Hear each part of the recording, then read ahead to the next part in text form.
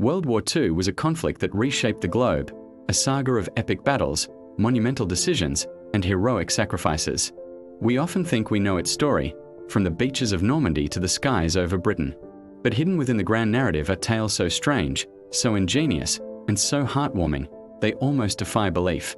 These are the forgotten footnotes of history, the secret operations and unlikely heroes that played their own crucial parts in the war effort. Today, we are pulling back the curtain on the official records to uncover the most fascinating, bizarre, and untold stories of World War II. From phantom armies and soldier bears to a soft drink born from scarcity, prepare to see the war as you've never seen it before. Imagine an army that could appear anywhere, anytime, complete with tanks, artillery, and thousands of soldiers, only to vanish without a trace. This wasn't science fiction. It was the 23rd Headquarters Special Troops, better known as the Ghost Army. This top-secret unit of the US Army consisted of 1,100 artists, designers, and sound engineers, tasked with one of the most creative missions of the war, deception. Their weapons weren't bullets, but illusions. They deployed fleets of inflatable rubber tanks, jeeps, and airplanes that looked astonishingly real from the air. To complete the deception, they used powerful speakers to broadcast the sounds of troop movements, rumbling engines, and radio chatter, creating the auditory illusion of a massive force on the move. Their actors would impersonate generals in towns, spreading false information for enemy spies to overhear. The Ghost Army staged over 20 battlefield deceptions, often positioning themselves dangerously close to the front lines to draw enemy fire away from real Allied units. Their masterful illusions are credited with saving thousands of lives, proving that sometimes the most powerful weapon is the human imagination.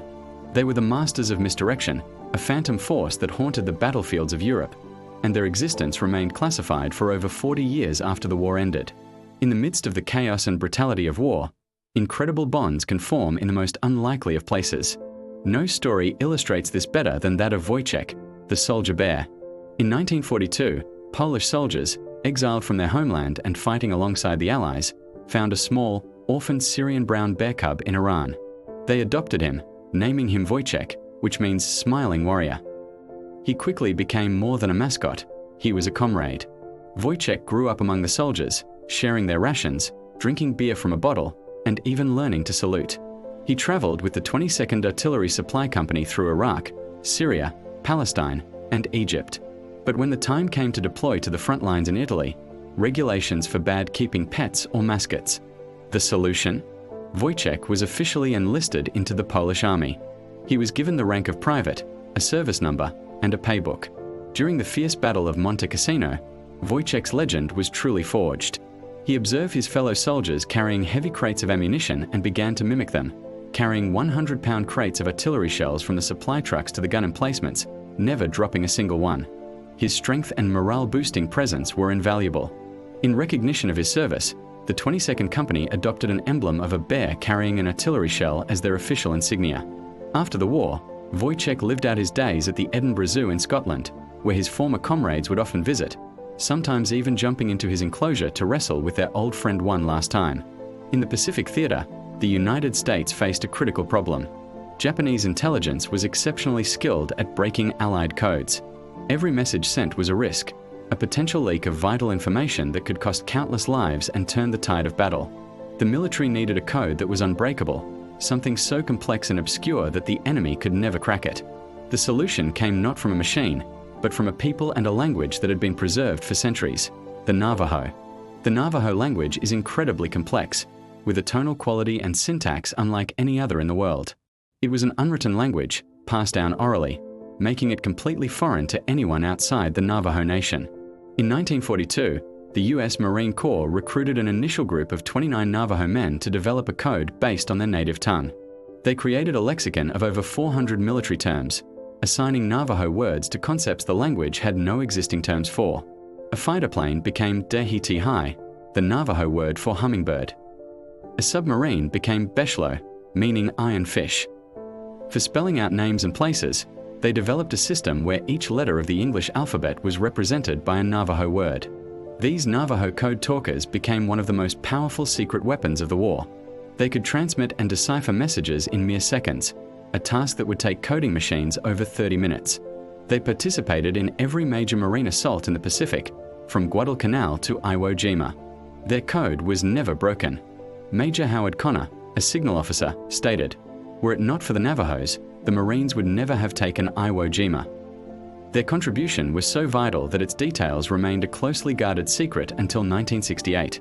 In 1943, Allied planners were preparing for the invasion of Sicily, a critical step in taking Europe back from Axis control. The problem was, Sicily was the obvious target, and the Germans and Italians knew it. To succeed, the Allies needed a monumental deception, something to convince the German High Command that the real target was elsewhere, specifically Greece and Sardinia. Thus began Operation Mincemeat, one of the most audacious and macabre intelligence operations ever conceived. British intelligence officers, led by Ewan Montagu and Charles Chumley, concocted a plan to plant false documents on a dead body and let it wash ashore in neutral Spain, where they knew fascist sympathizing officials would pass the information to the Germans. They obtained the body of a homeless man who had recently died and created a fictional identity for him, Major William Martin of the Royal Marines. They dressed him in a uniform, filled his pockets with personal effects like ticket stubs, love letters from a fictitious fiancé, and an overdraft notice from his bank to make his identity utterly convincing. The most crucial item was a briefcase chained to his wrist containing fabricated top-secret letters between Allied generals, explicitly discussing plans to invade Greece. The body was dropped by submarine off the coast of Huelva, Spain. The plan worked perfectly. The Spanish authorities found the body, photographed the documents, and passed them on to German intelligence. Hitler himself reviewed the intelligence and was completely convinced. He diverted crucial panzer divisions, troops, and aircraft from Sicily to reinforce Greece, fatally weakening the defenses at the real invasion site. When the Allies landed in Sicily on July 10, 1943, they met far lighter resistance than expected. The man who never was, Major William Martin, had saved thousands of lives and helped secure a pivotal victory for the Allies. What does a popular, fizzy orange soda have to do with World War II? The answer lies in a story of wartime scarcity and clever innovation. Before the war, Coca-Cola was hugely popular in Germany. However, when the United States entered the conflict in 1941, a trade embargo cut off the supply of the secret syrup needed to produce Coke to its German bottling plants. The head of Coca-Cola in Germany, Max Keith, was faced with a dilemma: either shut down his factories or invent a new drink using only the ingredients available within the blockaded country. He chose to innovate. Keith challenged his team to use their fantasy, the German word for imagination, to create a new beverage from the limited and often strange leftovers available.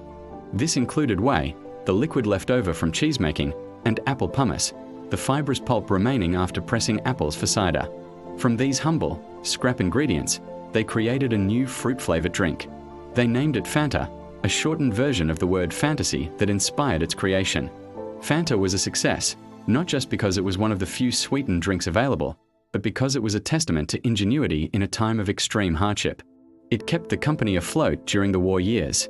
When the war ended and American Coca-Cola executives returned to Germany, they were amazed to find the plants still running and profitable, thanks entirely to Fanta.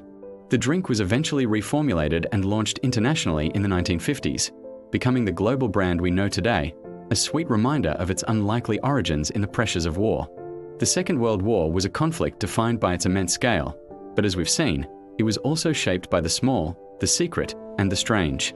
From the artistic deceptions of the Ghost Army and the ghoulish cleverness of Operation Mincemeat to the unbreakable code of the Navajo people and the surprising origin of a soft drink. These stories reveal a different side of the war, one of creativity, unlikely friendships, and astonishing ingenuity. They remind us that history is not just a collection of dates and battles, but a rich tapestry woven with the threads of individual human stories. These tales, once hidden in classified documents or passed down as anecdotes, are a vital part of the war's legacy.